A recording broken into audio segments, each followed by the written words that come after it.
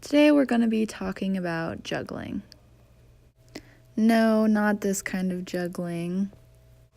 Juggling with your feet, which I've been doing for most of my life, and I'm still not great at it, but you'll see that later. We're going to be talking about everything from brain activation while you're juggling to the muscles involved in that movement. Now, while many parts of the brain are involved with juggling, the cerebellum is the main part of the brain that we're going to be talking about today.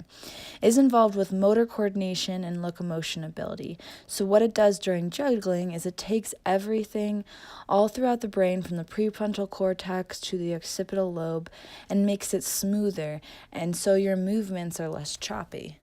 Now, what brings those signals from the brain down to your feet and your legs that are involved in this movement? That would be your motor nerve pathways. The two motor nerve pathways that are most important in this type of movement is the reticulospinal tract and the corticospinal tract.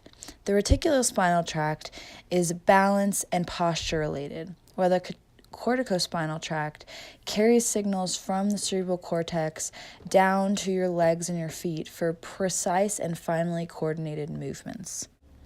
As those nerve signals reach your lower limbs and you're performing this movement, sensory nerve signals are being sent back up your body to your brain. And the main sensory nerve pathway that's involved in this typical movement is the gracile fasciculate. And what that does and what that accounts for is feeling in the lower limbs, as well as proprioception, which is the non-visual sense of position and movement. So what that helps you do is keep your balance and maintain that movement as you're juggling. As those signals travel from the brain back down through your leg to your foot, from your foot back up to your brain, you're now juggling. And as you're juggling, you're actually in the sagittal plane on the mediolateral axis. What we're going to be focusing on today is the flexion of the leg below the knee, as well as the dorsiflexion of the foot.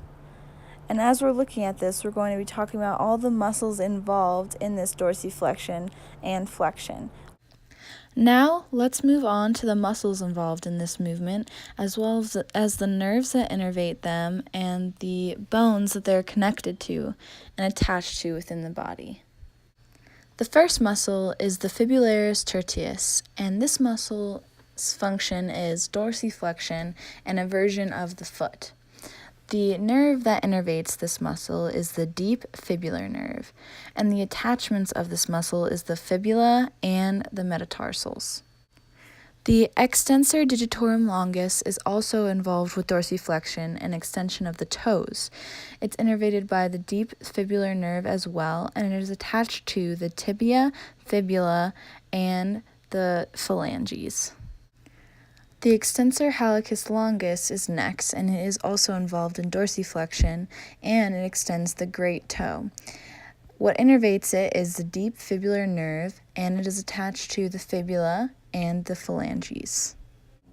The tibialis anterior muscle is also innervated by the deep fibular nerve. It's attached to the tibia, the metatarsals, and the medium cuneiform. It is the main dorsiflexor in the leg, but it also inverts the foot, so make sure to be careful, because if you invert your foot too far, then you could tear your anterior talofibular ligament, which is one of the most commonly involved ligaments in ankle sprains.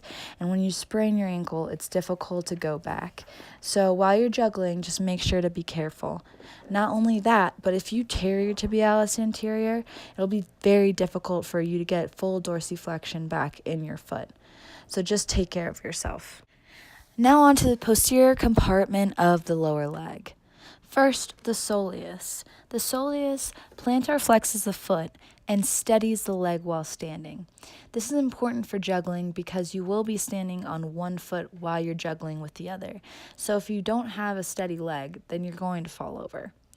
It is innervated by the tibial nerve and is attached to the tibia, fibula, the metatarsals, and the calcaneus. Next is the gastrocnemius muscle. This muscle flexes the knee as well as plantar flexes the foot, but for juggling we'll be focusing on flexing the knee. It is attached to the femur and the calcaneus of the foot, and It is innervated by the tibial nerve. The final muscle we will be discussing today is the popliteus. This muscle is innervated by the tibial nerve and is attached to the femur and the proximal tibia. This muscle unlocks the knee and allows medial and lateral rotation. Also, it stabilizes that knee as you rotate in that medial and lateral position. Be careful with this muscle because it prevents forward dislocation of the femur on the tibia during the flexion of the knee. And if you over-rotate this, then you're never going to be able to juggle again. So just make sure to take care of that muscle. Put all of these anatomical parts together and you get this. Disclaimer, this is not a real soccer ball and I would not recommend doing it in a room. You will hit something, I promise. Thank you.